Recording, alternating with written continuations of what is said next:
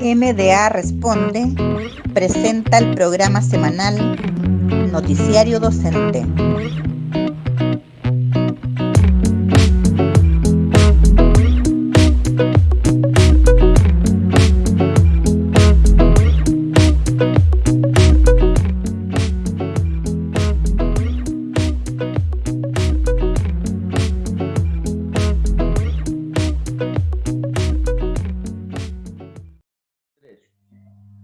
Muy buenas tardes, bienvenidos nuevamente a nuestro programa del Noticiario Docente del Movimiento Docente Autónomo. ¿Cómo estás, Ligia? ¿Cómo estás, Pamela? Y nuestra invitada y panelista de hoy, Jocelyn. Hola, muy buenas tardes, agradecida por la invitación. Sé que tenemos una invitada muy atractiva para la conversación. Así que nada, pues, a disfrutar de las preguntas y compartir con ella un ratito. Hola Carlos, Jocelyn, Pamela. Hoy día tenemos una invitada mujer y yo quisiera aprovechar en esta oportunidad para hacer un homenaje a una mujer importante en nuestro país, madre de la que fue primera presidenta de nuestro país, la señora Ángela Geria Gómez, quien falleció hace algunos días, que fue alguien que sufrió los rigores de la dictadura y gran defensora de los derechos humanos, una mujer íntegra y de grandes valores. Por lo tanto, corresponde que como profesores, como mujeres en este caso, le rindamos un homenaje a una persona que fue tan importante para el tema de derechos humanos en nuestro país. Que en paz descanse, señora Ángela Geria Gómez. Que en paz descanse. Paz descanse. Bien, luego de este... Bien, antes de ir a nuestra invitada, también saludarte, Carlos, saludar a Jocelyn y a Ligia. Qué bien que Jocelyn se integre como panelista invitada.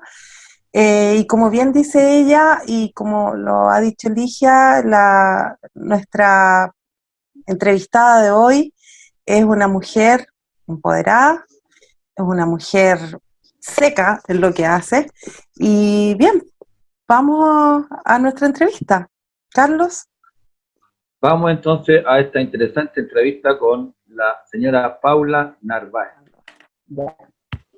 Nuestra invitada de día es psicóloga y política, militante del Partido Socialista, es sureña, de La Magia del sur de Chile. Fue secretaria general de gobierno durante el gobierno de Michelle Bachelet, el segundo gobierno. Actualmente es asesora especialista en participación política para las mujeres, para América Latina y el Caribe de la ONU. Bienvenida al programa del Movimiento Docente Autónomo, señora Paula Narváez Ojeda. Muchísimas gracias. La verdad es que para mí es un honor estar invitada a este espacio de conversación y de diálogo. Estoy muy a gusto. Les agradezco mucho que hayan pensado en mí como para conversar con ustedes. Así es que un saludo muy grande a todas las personas que nos puedan estar viendo y escuchando. Nosotros, como corresponde, agradecemos que hayas accedido a esta entrevista.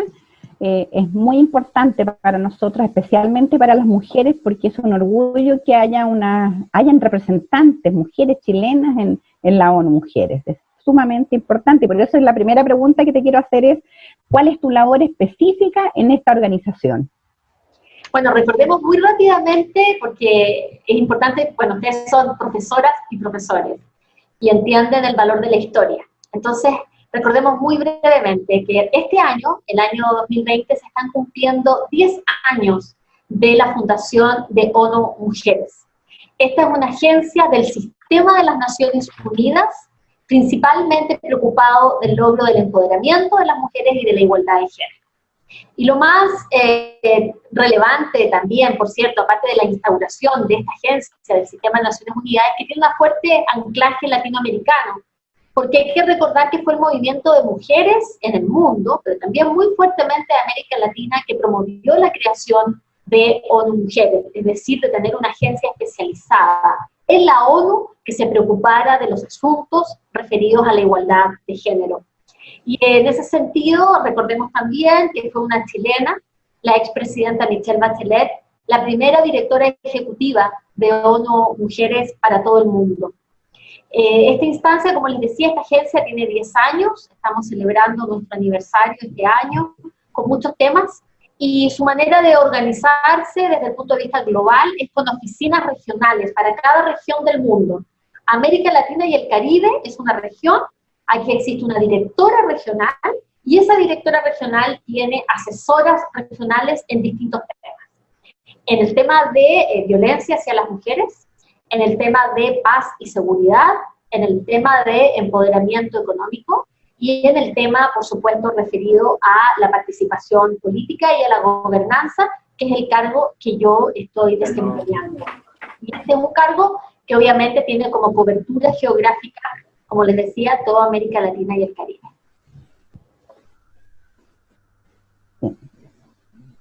Hola, muy buenas tardes. Como usted hablaba, hace 10 años se creó la ONU Mujeres, ¿cierto? Y su primera presidenta chilena fue la señora Michelle Bachelet. De acuerdo a su opinión, ¿qué significado político histórico tiene esto para nuestro país? Bueno, hay, por lo menos, yo diría, hay dos espacios importantes en que esto tiene un significado político importante para Chile y para América Latina, no solamente para Chile. El hecho mismo de que la presidenta Bachelet haya sido la primera mujer presidenta de Chile marca un hito histórico para el país. Establece no solo una transformación desde el punto de vista de los sentidos, ¿no es cierto?, más simbólicos vinculados al ejercicio del poder político, que ha estado de manera hegemónica, concentrada por generaciones, por años de años en los hombres, y eso genera, por supuesto, un importante cambio, el hecho de que tengamos una primera presidenta mujer. También involucra un cambio de agenda pública, digamos, ¿no? Hay una serie de temas excluidos de la agenda política durante mucho tiempo, que era imposible de alguna manera de penetrar, de cambiar, y con la llegada de una mujer a la presidencia, evidentemente permite un cambio en esa agenda. Pero como lo decía la expresidenta Bachelet, no se trata de un cambio que haga una sola persona. El cambio de mayor incorporación de mujeres a los espacios públicos de decisión, a los espacios de poder político, que no solamente son los partidos políticos, ni tampoco son los espacios formales electorales, por decirlo así, son también las mujeres en funciones públicas, por ejemplo, en colegios profesionales, ¿no? La mayor incorporación de mujeres en esos espacios permite el cambio colectivo de esos espacios, no solo el cambio de la mujer. Por eso está la frase que la presidenta Bachelet siempre decía: cuando una mujer entra a la política, cambia la mujer; cuando muchas mujeres entran a la política, cambia la política. Entonces hay un impacto importante desde el punto de vista de la agenda y de la manera de hacer política. El hecho de que una mujer chilena haya sido la primera mujer directora ejecutiva de ONU Mujeres marca también un impacto relevante, positivo para América Latina en el mundo, porque es una latinoamericana la que llega a ser la primera directora ejecutiva de ONU Mujeres. Y esta región de América Latina, el movimiento de mujeres lo sabe, el movimiento feminista lo sabe, es muy relevante en el mundo, porque generalmente aquí se genera la vanguardia de muchos de los avances en la agenda de igualdad sustantiva. Poco se sabe, por ejemplo, que la Convención Belém do Pará del año 94 nace en América Latina, por eso se llama Convención Belém do Pará, por el lugar donde sucedió, y es la primera agenda y la primera convención en el mundo que se hace cargo del tema de las violencias contra las mujeres. Y eso nace en América Latina para el mundo. Entonces es generalmente una región muy activa por su movimiento feminista, por su movimiento de mujeres que hay que reconocer. Entonces que una primera latinoamericana, en este caso chilena, llegue a ese cargo de la ONU e funde ONU Mujeres, es también muy, muy importante para la transformación de la agenda política de las mujeres en América Latina. A mí me gusta verlo también traducido entonces en agenda política, no solamente desde el punto de vista simbólico, que es muy importante, yo para nada lo subestimo, creo que es muy relevante, pero también lo es desde el punto de vista del contenido de las agendas que se discuten en los distintos espacios intergubernamentales, ¿no? Que son, por ejemplo, la Conferencia Regional de la Mujer, por dar un espacio, ¿no? O sea, por señalar un espacio donde se toman decisiones muy importantes que luego se deben transformar en políticas públicas en los países para el mejorar, ¿no es cierto?, las condiciones de vida de las mujeres. Paula, sí, como bien tú dices, hemos avanzado en cuanto a agenda que incluya a las mujeres, ¿ya? Pero en medio de esta pandemia han surgido diversas situaciones complicadas y que han atentado a la mujer. ¿Cómo se ve el panorama mundial en medio de esta pandemia, valga la redundancia, en relación a los derechos de las mujeres? En este sentido, ¿cómo se ve también la situación de las mujeres chilenas? Bueno, efectivamente, lo primero que hay que decir es que esta pandemia impacta al continente de América Latina y el Caribe, siendo este el continente más desigual del mundo. Entonces, si bien es cierto, como dice el secretario general de las Naciones Unidas, la pandemia afecta a todos, en todas partes, afecta distinto a ciertos grupos de personas y afecta de manera diferenciada, por cierto, a hombres y mujeres. Esa es una primera diferenciación que hay que hacer y por eso se habla del impacto de género que tiene la crisis producida por el COVID-19. Y esto es importante porque hay un aprendizaje previo cuando se enfrentó la crisis sanitaria por el ébola o la crisis sanitaria por el Zika, donde ya hubo un set de recomendaciones internacionales de que cuando se enfrenta una pandemia tenemos que entender que van a estar las mujeres desproporcionadamente más afectadas en varias dimensiones. En la dimensión de salud, en las violencias hacia las mujeres, en la situación de los cuidados, por supuesto que en la economía y también en la participación en los espacios de toma de decisiones. Cuando hablamos de la salud tenemos que considerarlo en varios sentidos. Primero porque el personal de la salud, estamos hablando de todo el personal de la salud, tiene una alta concentración de mujeres. El 72% del personal sanitario en América Latina son mujeres y que por lo tanto sufren y han sufrido durante todo este tiempo mayor exposición al contagio por el COVID-19. También las mujeres por distintas condiciones de precariedad laboral, de pocos ingresos, de marginalidad y de pobreza, pueden tener afectado el acceso a los servicios de salud. Entonces, por un lado, como prestadoras del servicio, por otro lado, ¿no es cierto?, como sujetas de atención, también pueden ver afectadas sus condiciones. Existe una diferenciación y una desigualdad en cuanto al acceso a la atención sanitaria según el nivel de ingreso. Y además, se han visto o se pueden ver reducidos ciertas atenciones que las mujeres requieren de manera, digamos, permanente, como es la salud sexual y reproductiva, se puede ver impedida o afectada o reducida en tiempos de crisis sanitaria.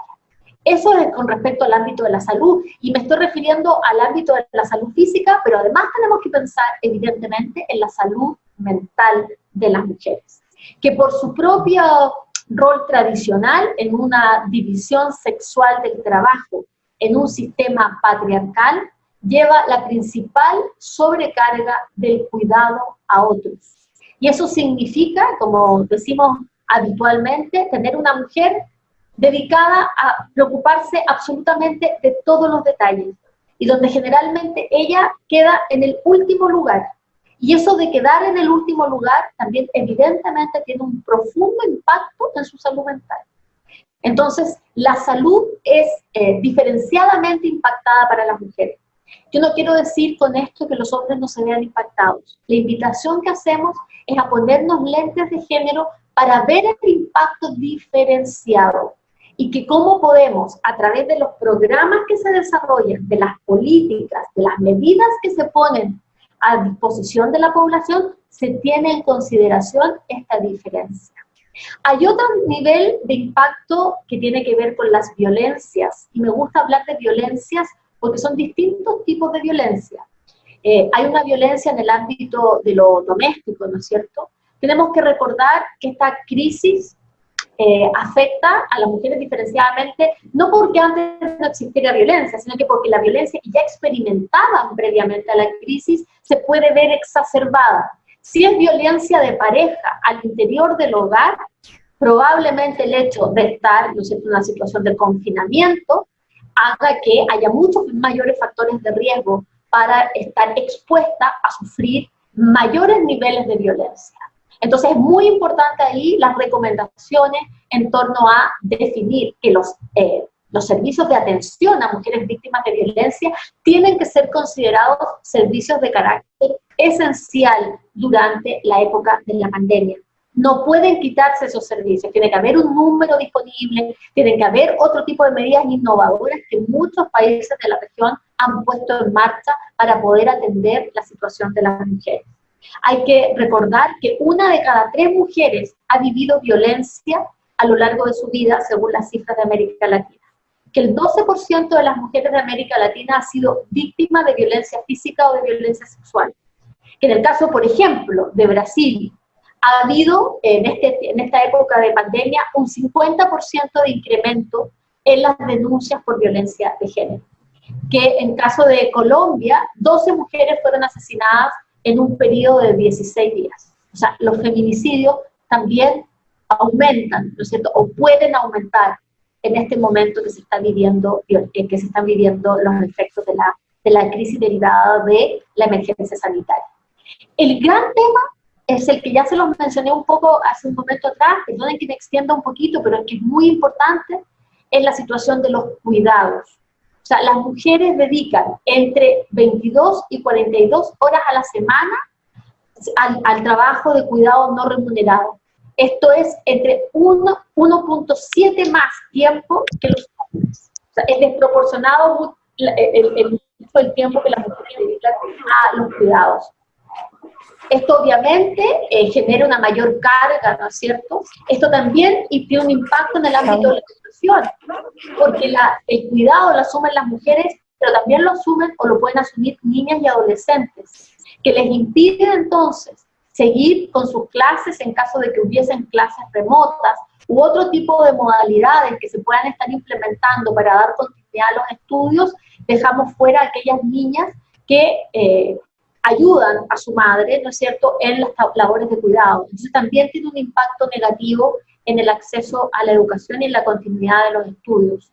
Esto evidentemente genera en la mujer, que hay que tener claro, ¿no es cierto?, que no son cuidados solo en materia de niños y niñas y el cuidado doméstico. Estamos hablando de cuidado a personas que puedan tener alguna enfermedad, incluso personas que pueden venir convalecientes del COVID, puede estar con COVID, y va a ser probablemente una mujer quien cuide a esa persona, pero también personas que puedan tener enfermedades crónicas y que están bajo el cuidado de las mujeres. Pero el cuidado no solamente es ese, el cuidado también es afectivo, estar preocupado de las emociones de los demás, que cómo se está sintiendo la pareja, que cómo se están sintiendo los niños y niñas, que cómo se siente la mamá adulta mayor, el papá adulto mayor. Esa excesiva carga de preocupación tiene un profundo impacto en la salud, tanto física como mental de las mujeres. Se afecta también la economía de las mujeres, porque los principales sectores que han tenido que cerrar por efectos de la crisis es el sector servicios o el sector turismo, sectores que son intensivos en contratación de mano de obra femenina, porque también hay una fuerte concentración de mujeres en el mercado informal del trabajo, donde también se ve un impacto importante producto de la crisis. Entonces, la reducción, el freno de los ingresos es muy alto, dramáticamente alto, en mujeres y en jóvenes. Y por último, yo les decía la participación en los espacios de toma de decisión, porque si bien esto es como una pirámide, en la base hay mucha mujer trabajadora de la salud, ¿no es cierto? Mucha mujer apoyadora en el ámbito comunitario, mucha mujer apoyadora en el ámbito municipal, mucha mujer trabajadora en el nivel de la base, pero a medida que vamos subiendo en la escala de las decisiones, empezamos a ver menos mujeres, y entonces en la misión de la toma de decisiones empieza a estar fuera el impacto diferenciado de género, porque no hay mujeres en esos espacios. Entonces, evidentemente también impacta la capacidad de toma de decisiones de las mujeres. Cuando tú hablas del impacto de género, nosotros como docentes, sobre todo como profesoras, no estamos alejadas de eso, al contrario, lo vivimos día a día, considerando que hemos tenido que quedarnos en casa, hacer trabajo remoto, trabajo a distancia, y seguir con el cuidado de la casa y de los niños. Y muchos niños, los hijos, no entienden que la mamá en algunas horas está trabajando, porque ellos entienden que la mamá cuando trabaja Entonces, claro, nos vemos agobiadas, es un poco violento. Y con respecto también a lo que hablabas tú de la violencia, el secretario general de las Naciones Unidas ha instado a todos los gobiernos a que hagan de la prevención y la gestión de la violencia contra las mujeres una parte fundamental de sus planes. De respuestas también ante este COVID-19, ¿qué propuesta tiene la ONU para las mujeres en ante este flagelo? Bueno, como yo les decía hace un momento atrás, desde el punto de vista de la violencia, es fundamental el considerar, ¿no es cierto?, los servicios de atención de violencia como servicios de carácter esencial. Segundo, o sea, eso es muy importante porque si quedaban establecidos como servicios de carácter esencial, entonces en la normativa, por ejemplo, se permitía que permanecieran abiertos esos servicios de atención y las mujeres tuvieran dónde acudir. Que se establecieran líneas directas de atención, que se estableciera al mismo tiempo, ¿no es cierto?, el funcionamiento de hogares de acogida, de manera que las mujeres pudieran seguir teniendo un espacio de referencia y de protección y de refugio en caso de tener que necesitarlo, con la debida protección sanitaria que evidentemente se necesita. Se requiere también de articular iniciativas de carácter comunitario, es decir, las mujeres suelen en el nivel comunitario poder activar con vecinas, por ejemplo, niveles de alerta, que les permita a ellas tener una suerte de circuito de cómo actuar en caso de ser víctima, qué teléfono llamar, a qué puerta poder golpear. Incluso hubo una campaña muy interesante a propósito de esto de la virtualidad, de poder establecer un símbolo, ¿no es cierto?, una señal que la mujer pudiera darle a una amiga, vecina, conocida, servidora pública, que sin decir la palabra violencia pueda mostrar con el símbolo que está viviendo violencia para que esa mujer pueda recibir ayuda. Por supuesto, significa dotar de recursos y de presupuesto a los servicios que generan estas atenciones. Por supuesto, significa mantener la capacitación de los funcionarios que son operadores de la justicia.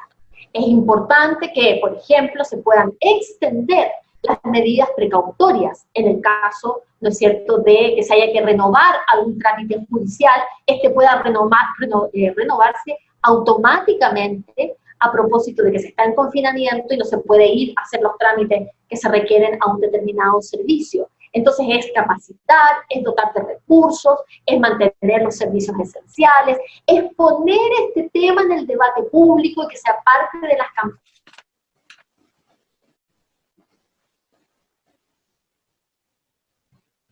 Los principales elementos a tener en consideración durante la crisis es porque es un tema relevante desde el punto de vista de la política pública. Porque cuando se consideran transferencias monetarias, ¿cierto?, hay que tener en consideración también la posibilidad de que tengan un elemento de género. ¿Qué pasa si el dinero, como suele ser, es un elemento que genera una fuerte desbalance del poder entre hombres y mujeres? Entonces hay que ser sensibles también a que las mujeres puedan ser sujetas de recibir los recursos con cierta autonomía para que no sean condicionados a que los reciba un jefe de hogar que no necesariamente va a distribuir esos recursos. Entonces es importante una vez más tener esos lentes porque sin recursos es difícil que la mujer tenga autonomía también para poder tomar decisiones que pueden incluso proteger la vida de ella y de sus hijos e hijas. Eso por mencionar algunos de los ejemplos que se han sugerido. Ok. Carlos. Paula, buenas tardes. Buenas tardes. Mire, obviamente que la pandemia ha tenido un impacto tremendo a nivel de la sociedad, de la economía, y bueno, desde el punto de vista de nosotros como educadores, también nos hemos visto enfrentados a un nuevo escenario que obviamente no estábamos preparados, como en muchos ámbitos de la sociedad. Desde su perspectiva de ONU Mujeres y de un organismo internacional al cual usted está adscrita, ¿cuál considera que ha sido el impacto de esta pandemia en ese ámbito y considerando también obviamente el sesgo de género que implica una educación, ¿cierto?, entre hombre y mujer? Bueno, aquí también hay que remontarse para un poco hablar del tema de la educación. Obviamente las mujeres no tienen un mandato directo en materia educacional, no tienen otros servicios como UNESCO, o sea, otras agencias como UNESCO, y también el UFPA, en el caso de las mujeres. Sí me parece importante señalar, primero que falta todavía, antes de la crisis, antes del contexto de la crisis, falta todavía quizá una mayor ligazón del rol de la educación en la promoción de la igualdad de género. ¿Qué quiero decir con esto? Que por décadas, incluso sostenidamente, quizás podríamos señalarlo desde mediados del siglo XX, hay una fuerte y gradual incorporación de mujeres al ámbito educacional, ¿no? Estoy hablando de a la educación formal, ¿no? De incorporación de mujeres a la educación formal.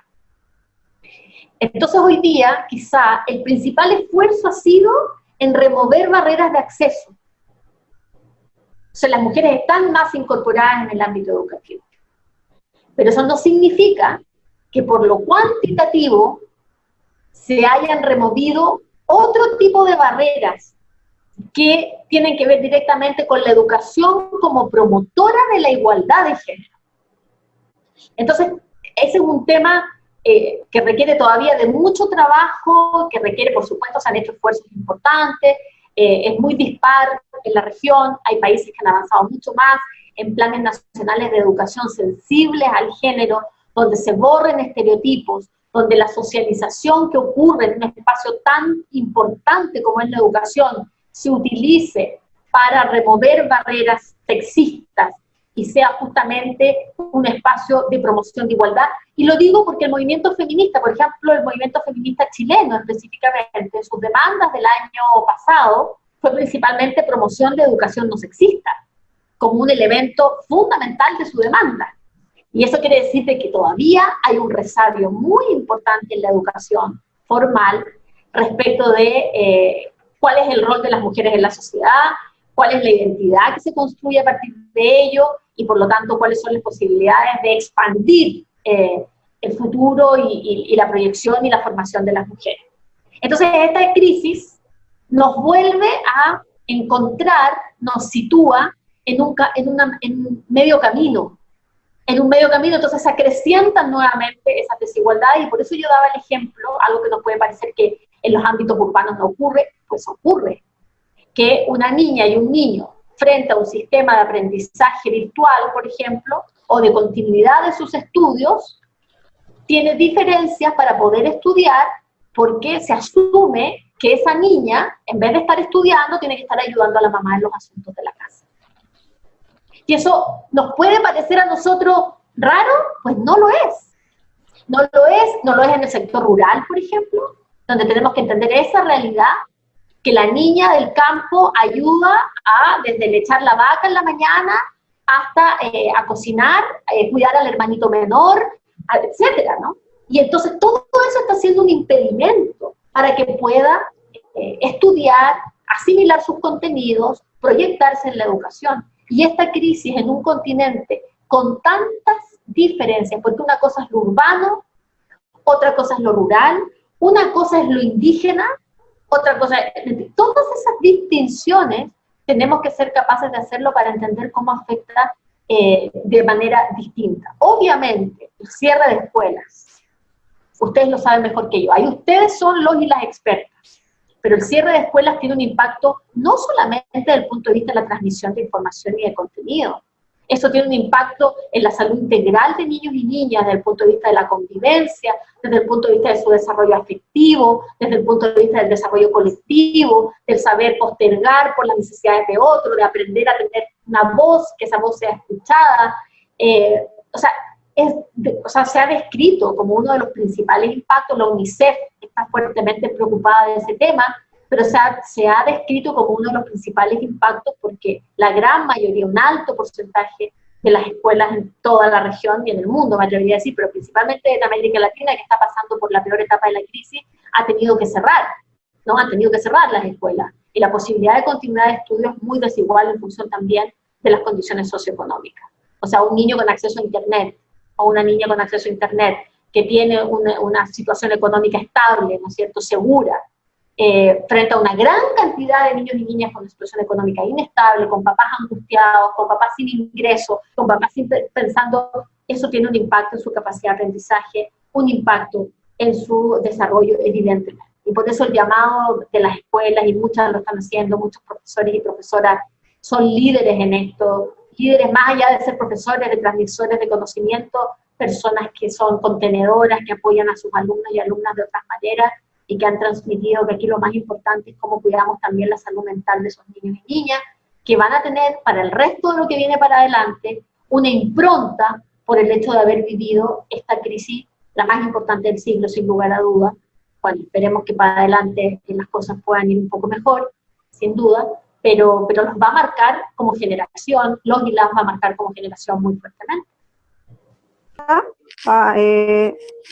Hay un informe de la UNICEF a inicios de mayo del 2020, aproximadamente 1.287 millones, un 90% del total de estudiantes del mundo estaban afectados por el cierre de instituciones educativas. 182 países continuaban la interrupción total de los servicios de educación y 8 lo hacían parcialmente de modo local en distintas jurisdicciones, ¿cierto? ¿Qué se plantea en ONU para enfrentar la crisis de aprendizaje global? Bueno, yo en esto soy bien respetuosa del mandato de cada una de las agencias del sistema. Este es un tema que lleva adelante, como les decía hace un momento, ¿no es cierto? Bueno, UNICEF, que justamente hace el reporte, y también la UNESCO. Nosotros desde la ONU en general, pero yo desde ONU Mujeres, que es desde donde yo puedo hablar, somos súper respetuosos en Naciones Unidas, cada agencia tiene su mandato.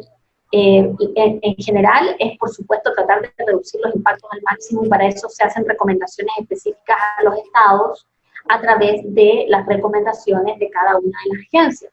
Y lo importante aquí es que los estados tomen en consideración esas recomendaciones y las puedan implementar de acuerdo a sus posibilidades. Pero primero reconocer que el problema existe, reconocer el impacto integral que esto tiene en la vida de niños y niñas como un problema central. O sea, recordemos, por ejemplo, el impacto que puede tener en materia de seguridad alimentaria, por ejemplo.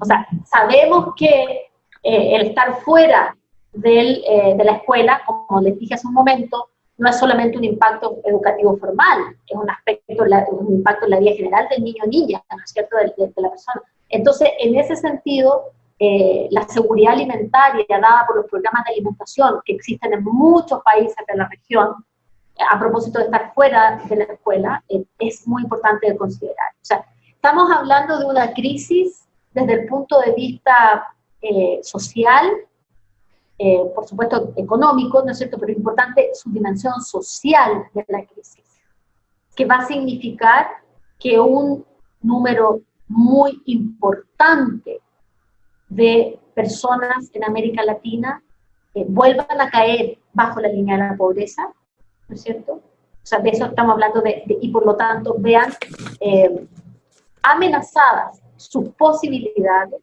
de acceso a derechos básicos, como por ejemplo, estar bien alimentado o alimentada. Y eso también tiene un impacto, quiero decir, de género.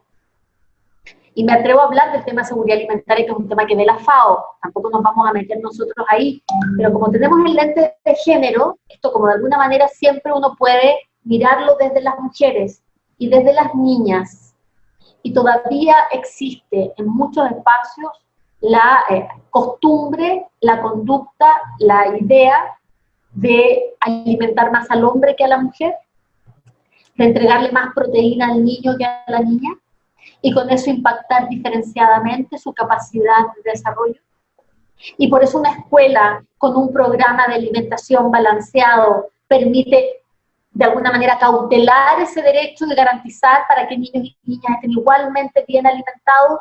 ¿Cuánto de eso puede seguir sucediendo en la casa, por ejemplo? ¿Cuánto de esto va a significar que niñas que iban a la escuela dejen de hacerlo después que recuperemos la pandemia? Porque también tiene que ver con ese factor. O sea, la vida después, por decirlo así, cuando comience el desescalamiento y gradualmente se vaya iniciando una vida que no va a ser la que teníamos antes, eso está claro, por mucho tiempo, ¿no es cierto? Hasta que se logren niveles de inmunidad de la población lo suficientemente seguros, pero durante mucho tiempo vamos a tener que vivir bajo este modo pandemia. ¿Cuánto de eso va a significar que el reingreso a clase sea desigual entre niños y niñas? Entonces tenemos que pedirle a los estados o recomendarle a los estados y a los ministerios de educación específicamente, que son los entes, ¿no es cierto?, rectores de la educación pública en los países, que cautelen estas situaciones y que por lo tanto sean promotores de la igualdad en la incorporación de niños y niñas en el reintegro a las clases. Sabemos del esfuerzo que están haciendo los estados distintos, diferenciados de acuerdo a las posibilidades, vuelvo a decir, para afectar lo menos posible o impactar lo menos posible la educación de niños y niñas, pero evidentemente las condiciones estructurales lo hacen muy difícil. Y nuevamente las condiciones estructurales de desigualdad previas a la crisis lo hacen menos posible. O sea, ¿qué quiero decir con esto? Que si tuviésemos situaciones previas a la crisis de mayores niveles de igualdad, donde la condición socioeconómica sea menos determinante de tu garantía al derecho a una educación de calidad, obviamente los efectos de la crisis se podrían aminorar, ¿no es cierto?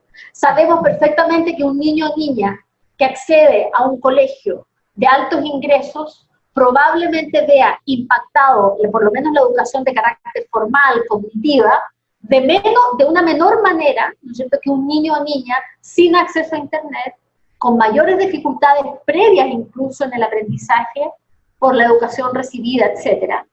Entonces, esta exacerbación de la desigualdad que trae la pandemia tiene que traernos, sin lugar a dudas, lecciones para el futuro inmediato, que viene post-pandemia. O sea, vuelve a cobrar todo el sentido de luchar por una educación, ¿no es cierto?, que promueva la igualdad, por una educación de calidad, por una educación pública fuerte, con un Estado fuerte que cautele la garantía de un derecho fundamental como es la educación.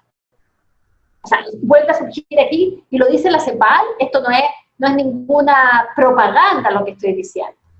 Esta crisis dejó al descubierto, y lo han dicho presidentes del mundo de todo tipo de colores políticos, han dicho, esta crisis dejó al descubierto la necesidad de tener estados garantes de derechos. Eso significa fortalecer esa capacidad del Estado para que en momentos de catástrofe, en Chile las conocemos muy de cerca las catástrofes, no impacten de esta manera tan desproporcionadamente desigual, dependiendo, ¿no es cierto?, de los niveles de ingreso de la población. Eso no puede ser. Una dimensión es la dimensión de ingreso, otra dimensión es la dimensión de género, que están fuertemente vinculadas también. Carlos.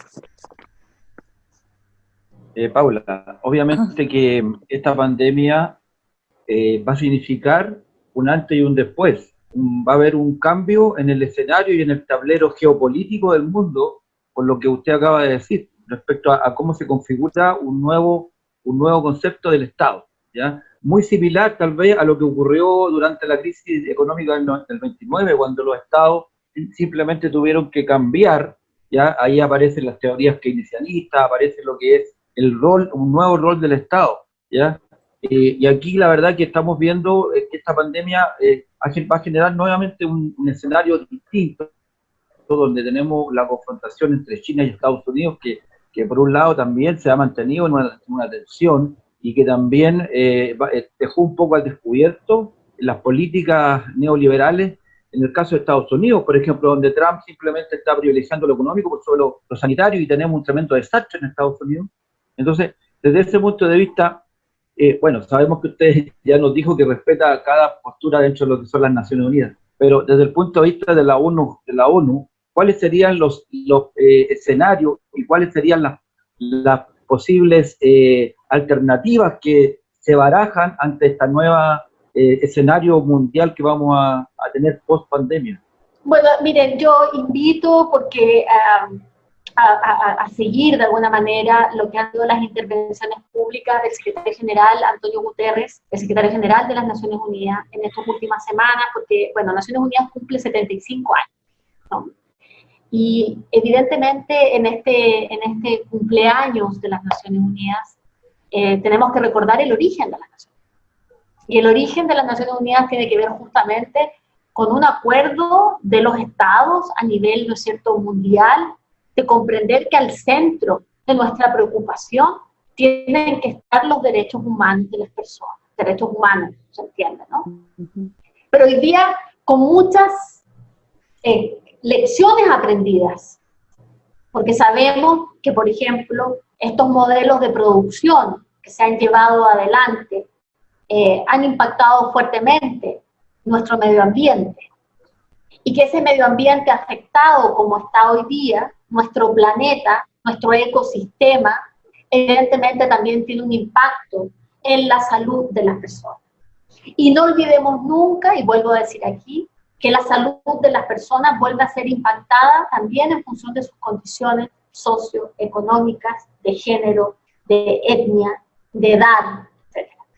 Entonces, tenemos que tener una conciencia global para comprender que lo que me pasa a mí impacta en lo que le pasa al otro, y lo que le pasa al otro me impacta a mí.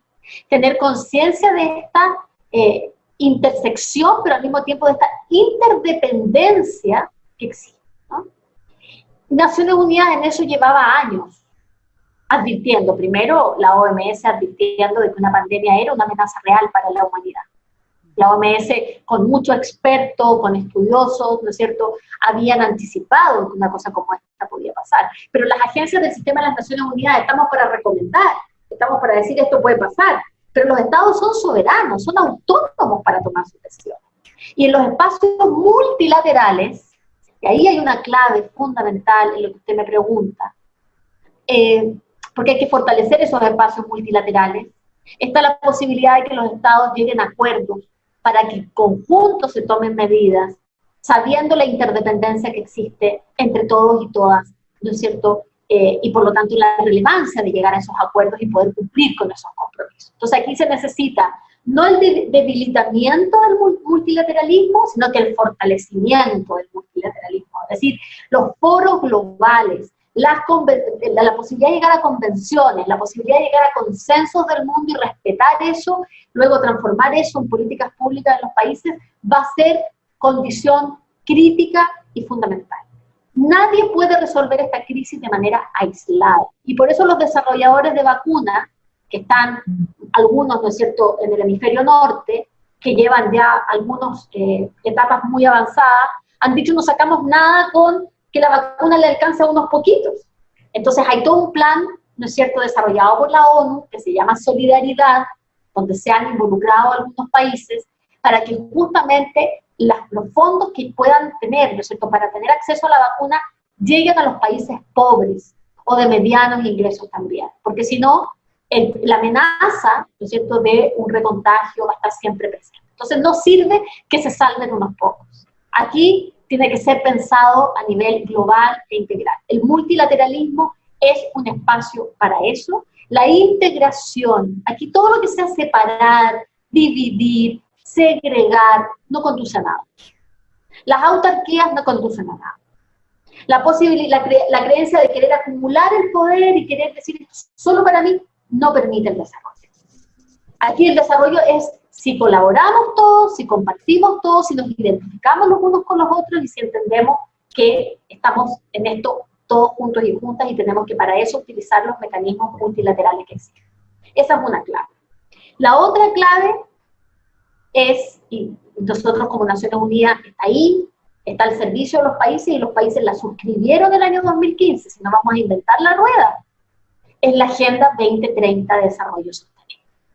La Agenda 2030 de Desarrollo Sostenible tiene 17 objetivos de desarrollo, el 5 es el de igualdad sustantiva entre hombres y mujeres, pero además es un eje transversal en los 17 ODS, y ahí hay un set de indicadores, hay metas, se han establecido para cada una de las áreas, por supuesto está involucrada la educación, por supuesto, pero también está el medio ambiente, por supuesto está la superación de la pobreza, también está el fortalecimiento de las instituciones, es decir, hay una agenda que consensuaron los países, pero que además la firmaron los países y se dijeron, de aquí al 2030 tenemos que haber logrado, y todos los años o cada 2 años se hacen informes de los países de avance de los objetivos de desarrollo sostenible. La agenda está ahí. Lo que hay que hacer está establecido y está conversado.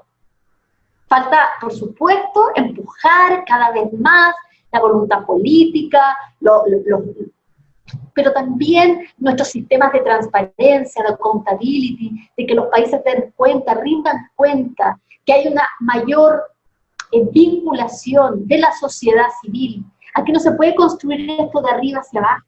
Entonces tiene que construir desde la base, con la participación, con una sociedad civil activa, involucrada en las decisiones públicas. Y para eso nuestras instituciones tienen que tener esos mecanismos reconocidos constitucionalmente, porque no se trata de voluntad o discreción de quien sea la autoridad de turno. Se requiere de una política de Estado que promueva la participación de la sociedad civil en la toma de decisiones de las políticas públicas.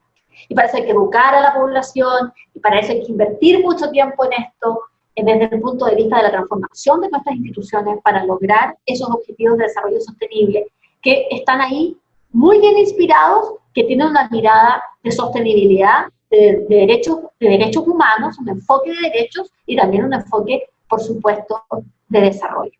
Ahora, con el fortalecimiento del multilateralismo, no hay al aislacionismo, sí a la integración. Eso también es una fuerte llamado también a los países de América Latina, que requerimos de mayor integración para fortalecer a nuestro continente, que las cifras dicen que nuestra contracción de la economía a nivel de América Latina, tanto el FMI, el Banco Mundial, la CEPAL, dice que pudiera esto transformarse en una segunda década perdida para una región que ha avanzado en superación de la pobreza, pero que esta crisis la golpea muy fuerte y la puede hacer retroceder muchísimo. Paula, durante estos últimos años y durante estos últimos tiempos se han levantado liderazgos femeninos en todo el mundo en realidad. Sin embargo, preocupa que esta pandemia de una u otra forma afecte a estos liderazgos o que se produzca un retroceso en cuanto a los derechos y a los espacios que han ganado las mujeres. ¿Qué piensas tú o cómo ves tú esta situación? Bueno, primero yo quiero decir que la participación y la fuerza como política de las mujeres en los espacios públicos está siempre amenazada.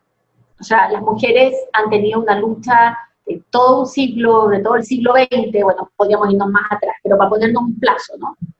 Que piensen ustedes que el logro de los derechos a voto en América Latina son de mediados del siglo XX, o sea, del derecho a voto de las mujeres. Estamos hablando de sufragistas que vienen de inicios del siglo XX intentando lograr que las mujeres puedan votar y ser consideradas ciudadanas plenas. Entonces, primero, ha sido una lucha larga, de siglos, ¿no? En América Latina y en el mundo. Esa lucha larga, yo diría que podríamos hacer un continuo entre ese logro, que es un hito importante, como la consecución del voto, a lo que pasó en esta crisis. Es un salto medio raro que estoy dando, pero es solo para efectos de esta conversación. Y es que se ha dicho que muchos liderazgos de mujeres del mundo han mostrado en esta crisis un manejo excepcional para el logro, ¿no es cierto?, de superar la situación de crisis. Hay ejemplos objetivos, ¿no es cierto?, como son Nueva Zelanda, Noruega, Finlandia, Islandia, se podrían mencionar otros también, incluso Alemania podríamos mencionar. O sea, los principales medios de comunicación del mundo han dedicado sendas editoriales para decir, miremos cómo lo han hecho las mujeres líderes. Yo no digo que eso sea excepcional. Lo que yo señalo es que lo que ha quedado demostrado hoy día es lo que han dicho las mujeres siempre. Siempre hemos podido, siempre hemos estado. El tema es tener el espacio de poder para ejercer esa gestión. Y si no tengo, porque tengo obstáculos de todo tipo, desde normas y costumbres e ideas, ¿no es cierto?, hasta, vuelvo a decir, la cosa tan evidente como una dedicación al cuidado de otros desproporcionada a cargo de las mujeres, que le impide muchas veces poder ejercer su liderazgo. Porque una mujer que tiene triple jornada de trabajo, evidentemente termina sacrificando a alguno, porque no puede todo. Pero la mujer ha tenido que demostrar todo en su vida. Demostrar que puede, demostrar que sabe, demostrar que tiene las habilidades. Bueno, esta crisis ha dejado en evidencia, sin ambajes, sin ningún tipo de duda, de que una mujer en un espacio de poder puede hacerlo tan bien como lo puede hacer cualquier hombre. No estoy diciendo que mejor, estoy diciendo que tan bien como lo puede hacer un hombre, pero ¿por qué asumir que por el hecho de ser mujer vamos a poner en duda su ejercicio de liderazgo? O sea, por una parte está esa demostración. ¿Querían demostración? Bueno, aquí hay una demostración. Pero segundo, agreguémosle a eso que ha mostrado un ejercicio de liderazgo inclusivo, de comunicación horizontal, transparente, pero que además se ha hecho cargo de algo súper importante en una crisis, que son las emociones. La emoción de las personas en una crisis es un elemento crucial para el manejo de la crisis. Porque cuando estamos en una situación de crisis, todo nuestro orden preestablecido se nos derrumbó. Por eso es una crisis. Así me viene mi parte psicóloga, porque soy psicóloga. Eso es una crisis. Es decir, cuando todo lo que yo consideraba que era, deja de ser. Chuta, se me instaló una crisis, ¿no es cierto? Y entonces, a partir de ahí, yo tengo que comprender que ese otro está invadido por una emoción. Esa emoción puede ser las más básicas, ¿no es cierto? Y completamente legítimas. El miedo y la rabia. Como dos principales emociones que nos movilizan en nuestro actuar. Un gobernante, una gobernante que comprende esa dinámica, evidentemente va a ser mucho más efectiva en sus medidas. Gestionar esas emociones, acoger esas emociones, contener las emociones, hablarle a toda la población y no a un único sujeto, generalmente hombre, blanco, con condición socioeconómica estable. Esa no es la realidad.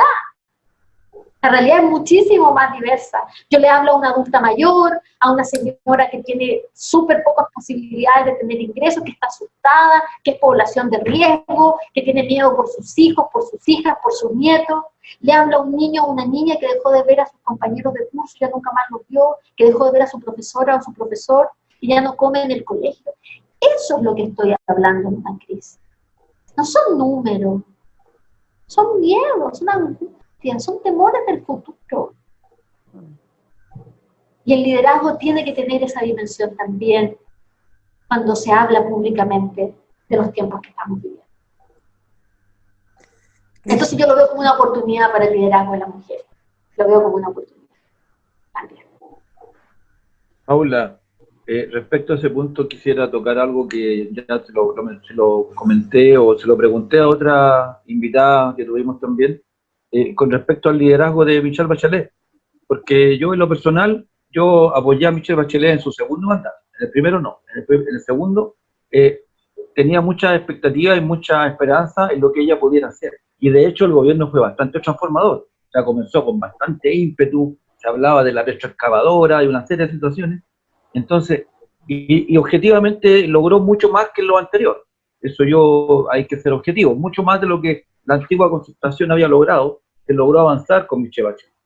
¿Qué cree usted en el punto de vista, considerando un liderazgo femenino, que falló? ¿Qué pasó ahí? Porque la verdad que yo pienso que quedó un poco al debe el gobierno. Yo creo que se pudo haber hecho más, ¿ya? Entonces, tomando una crítica constructiva, ¿no es cierto?, de lo que uno puede o no puede haber hecho, me gustaría conocer su percepción respecto a esto, usted que estuvo tan cercana, obviamente, al gobierno. Y bueno, usted me toca mi corazoncito más profundo, porque evidentemente es parte de ese gobierno y yo no podría para nada desconocer aquello, todo lo contrario.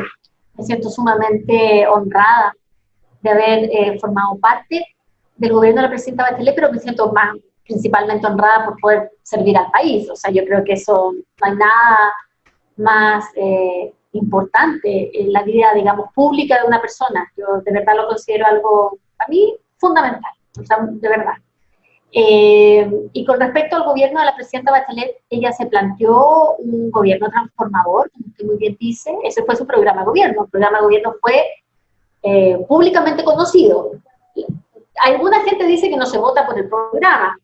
pero me imagino que un gran número importante, y que algunos votan más bien por la persona, en fin, hay los cientistas políticos y analistas dicen muchas cosas, pero yo me imagino que hay un mix de cosas, ¿no? Sin lugar a dudas el liderazgo de ella, un liderazgo extraordinario, un liderazgo que tiene muchos de estos elementos que yo estaba hablando previamente, que los trajo digamos, a relucir ella desde su primer gobierno, en el 2006, ya tenía mucho de ese sello. La presidenta Bachelet rompió muchos esquemas, corrió al cerco, fue una mujer que habló en lo público de cosas que nadie hablaba en lo público. O sea, por ejemplo, por ejemplo, temas más considerados, entre comillas, femeninos, ella los hablaba el 21 de mayo en el Congreso Nacional, digamos. Entonces, la presidenta Bachelet rompió mucho y construyó una agenda de igualdad, yo les diría que desde su primer gobierno muy fuertemente. O sea, no recordemos la pensión básica solidaria, que hoy día se dice fácil y se dice rápido, pero la pensión básica solidaria fue todo un proceso de transformación, la reforma previsional del 2008, con todos los problemas previsionales que sabemos tenemos y que siguen sin resolverse muchos de ellos, pero la pensión básica solidaria con un fuerte componente de género fue diseñado en el gobierno de la presidenta Bachelet. Entonces creo que ya desde su primer gobierno ella mostraba la necesidad de hacer una transformación. Y el segundo gobierno ella se lo planteó y así lo dijo: yo no voy a ser segunda vez presidenta a hacer de lo mismo, hay que transformar muchas cosas, hay que reformar muchas cosas. Y fue un gobierno de reforma, y como todo gobierno de reforma, un gobierno muy complejo, donde se alcanza a hacer mucho, porque mucha gente, yo escucho que dice de pronto hoy día, con los ojos de hoy, no con los ojos de hace 4 años atrás o 3 años atrás, dice, bueno, pues tenían mayoría en el Congreso. A mí me tocó estar en el Congreso muchas veces, y por supuesto parlamentarios de gobierno, no es que sea lineal, o sea, yo soy parlamentario de gobierno y voto a ciegas por lo que el gobierno me plantea. Eso no es así. Eso no es así. O sea, tú puedes tener un proyecto de ley, querer avanzar en un proyecto de ley, y así todo tener muchas resistencias de tu propio sector, ¿no? En muchos temas. Y porque el Congreso de la Nación no es un buzón. El Congreso de la Nación es fundamental, es un poder del Estado, y es un legislador, y por lo tanto no es colegislador en nuestro sistema constitucional, pero tiene una fuerte, digamos, un fuerte poder para poder legislar. Entonces eso no hay que olvidarse, no hay que mirarlo en menos. Sin lugar a dudas, la propia presidenta Bachelet dijo: avanzamos en áreas que eran fundamentales, que habían sido prácticamente intocadas. Siempre se puede avanzar más. Nos faltaron cosas, sin lugar a dudas. Yo misma siempre siento en mi cartera lo que a mí la presidenta me encargó, que era haber podido lograr aprobar la ley de identidad de género. La dejamos en la puerta del Congreso, lamentablemente, porque fue después de la mixta, ¿no? Y se aprobó en el gobierno actual, y había yo querido aprobarla para que la presidenta lo hubiese promulgado, pero bueno, no se pudo. Pero esto se entiende que es una ley de Estado y que por lo tanto trasciende a los gobiernos. O sea, eso también hay que ser generoso en eso, ¿no? No importa que la estrellita se la ponga el gobierno, aquí lo que importa es que el Estado y que por lo tanto Chile sea mejor como país, independientemente de la administración de turno. O sea, eso es tan relevante, ¿no? Pero bueno, entonces yo tomo sus palabras y digo, efectivamente, primero reconocer que fue un gobierno de reforma, que intentó, y no solo intentó, sino que también avanzó en temas estructurales. Ustedes son un sector, educación, especialmente relevante en la agenda del segundo gobierno de la presidenta Bachelet, con sus avances y sus no avances, o con sus menos avances, con sus críticas, etcétera, pero con yo diría, un diálogo permanente con los gremios, un diálogo permanente con dificultades, yo lo vi de cerca por mis colegas ministros, por supuesto, y también desde el punto de vista del colegio de profesores. Entiendo que no fue fácil, los asistentes de la educación, o sea, también hay una complejidad, pero lo que no hicimos nunca, creo yo, y eso sí es importante reconocer, fue cerrar la puerta al diálogo. Yo creo que el diálogo se mantuvo, y con avances en algunas cosas muy, muy interesantes, con otros avances más discretos, y por eso es que es tan importante gobernar con luces altas, digo yo, no con luces bajas, porque esto trasciende un gobierno y hay que seguir reforzando aquellas cosas que hayan podido quedar en el camino. La gratuidad en la educación, a mí me parece que sin lugar a dudas es algo que cambió la vida a muchos jóvenes, pero que por supuesto se tiene que seguir mejorando, porque entiendo que hay dificultades para su implementación, para poder avanzar, para poder llegar a más niños y niñas, más jóvenes que puedan ser beneficiarios de esa gratuidad. Pero bueno, miren, no me puedo meter a hablar de Chile, de contingencia chilena, aunque me encanta y me apasiona, será para otro momento, en otro espacio, pero hago ese reconocimiento al gobierno de la presidenta Bachelet como un gobierno de reforma y un gobierno de transformación, absolutamente. ¿Ligia? Bueno, sin duda alguna hay que reconocer el liderazgo de la presidenta Bachelet. Actualmente también estamos viendo un liderazgo acá en el país que es de la presidenta del Colegio Médico, que planteó una situación desde un principio, desde que se inició todo este tema de la pandemia, no la escucharon mucho y ahora estamos viviendo las consecuencias. Así que eso nos da la razón de que hay que escuchar un poquito más a las mujeres.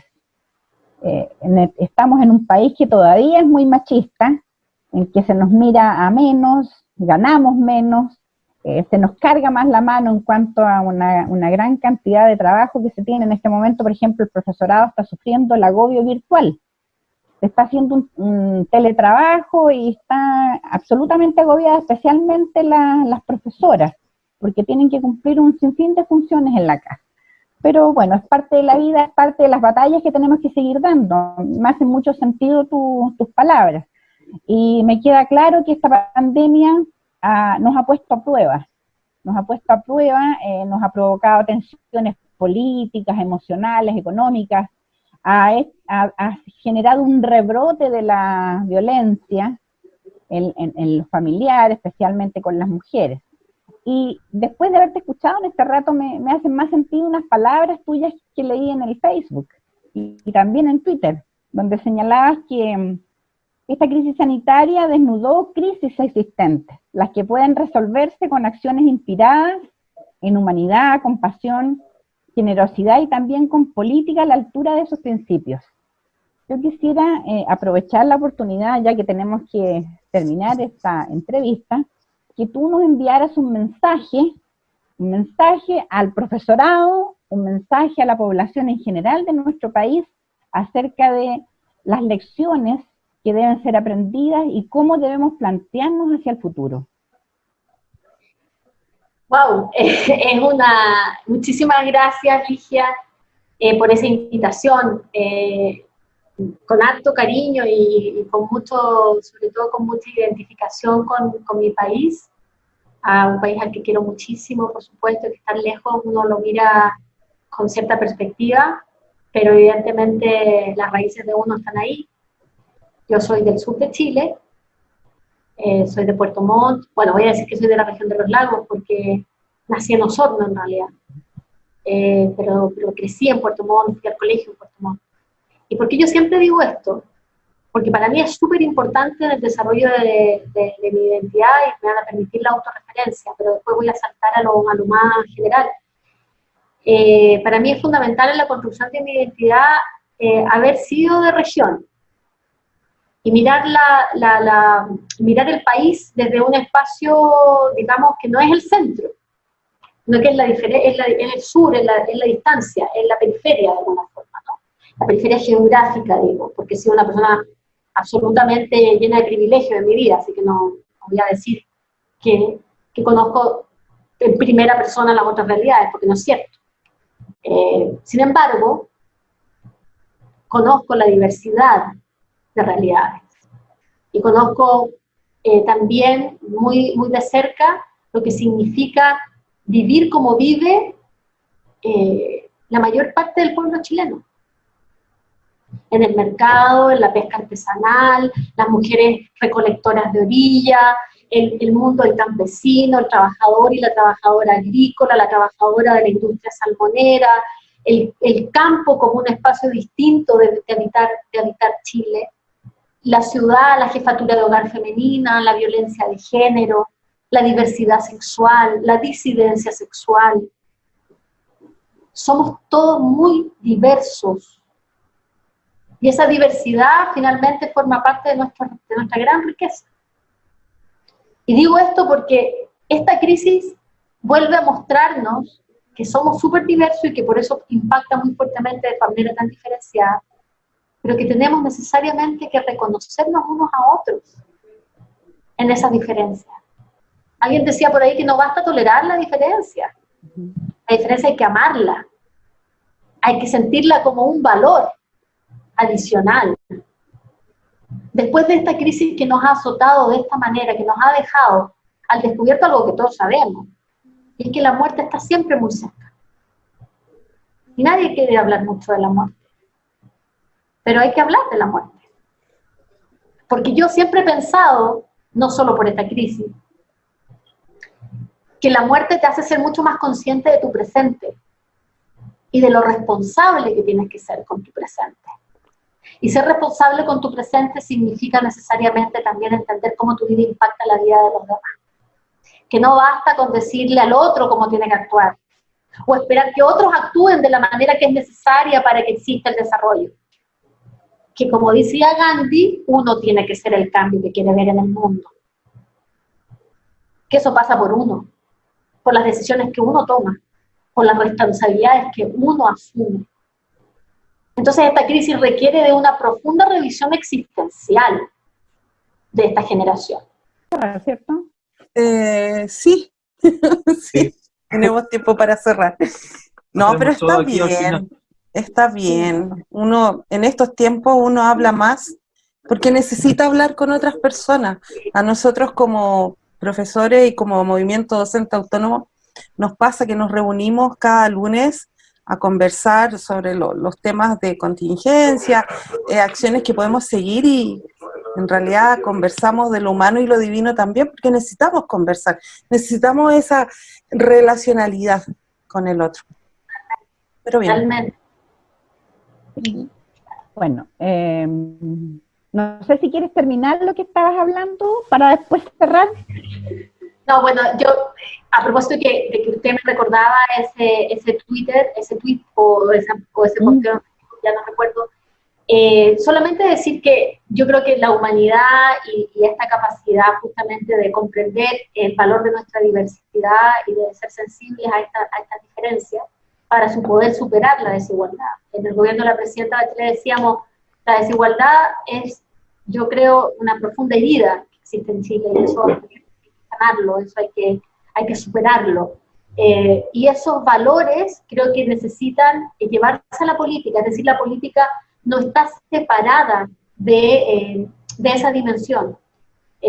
La utilidad de la política es muy necesaria desde el punto de vista de que la gente realmente comprenda que la acción política permite la transformación de los países. En el caso del continente de Latinoamérica, porque quiero decirles que esta es una situación que atraviesa América Latina en general.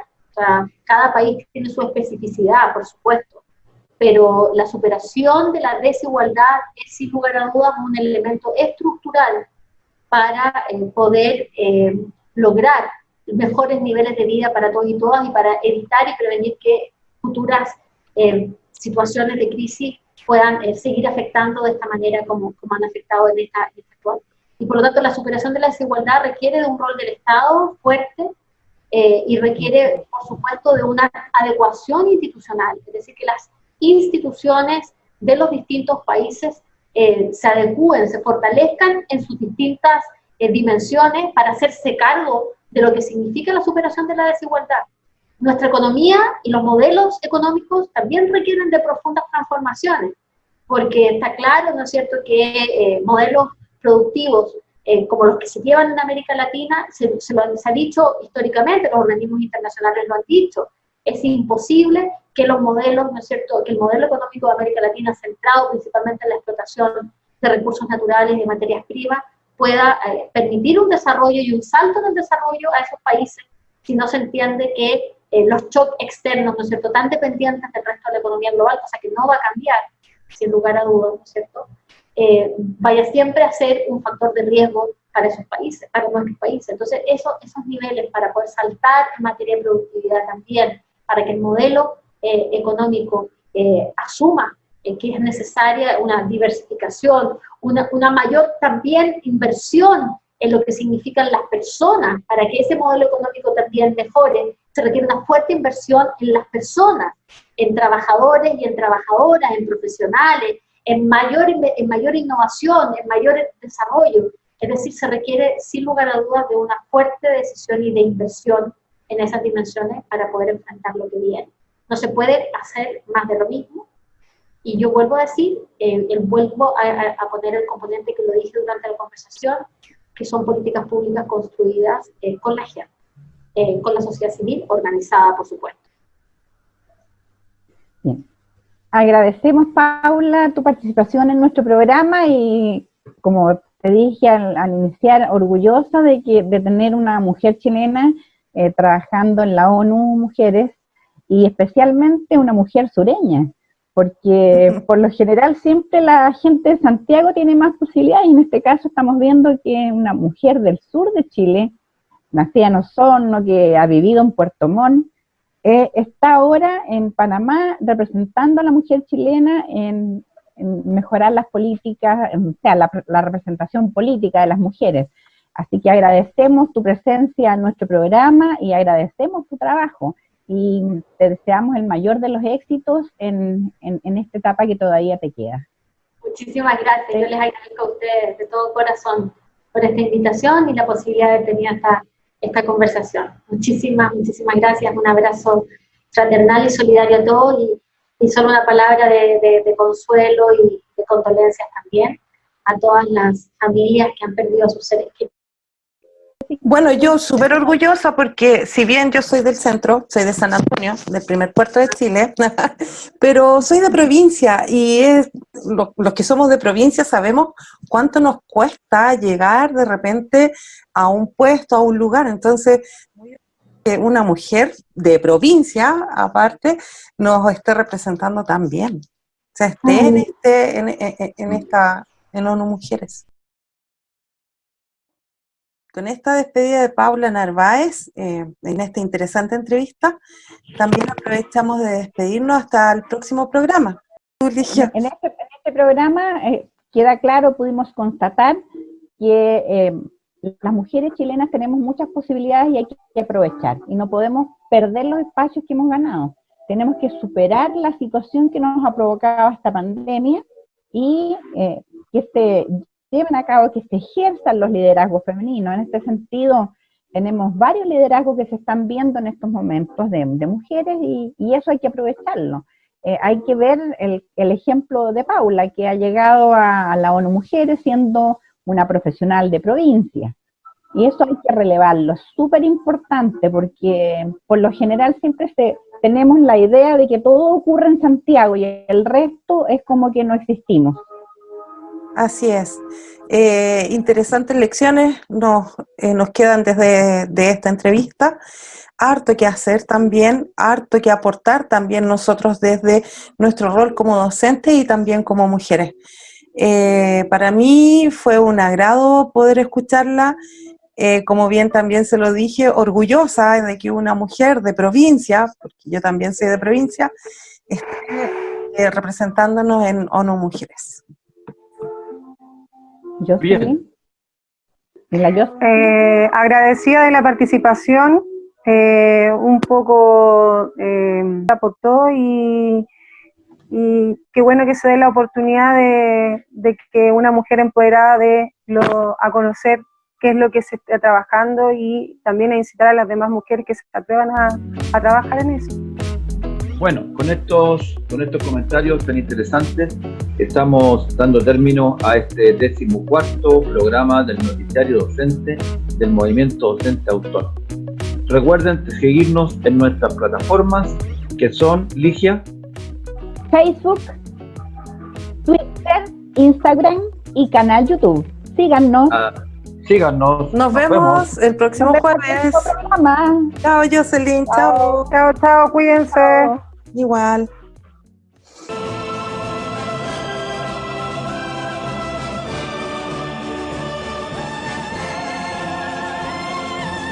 Este programa fue presentado por MDA Responde, del Movimiento Docente Autónomo, Unidad, Fuerza y Acción Docente.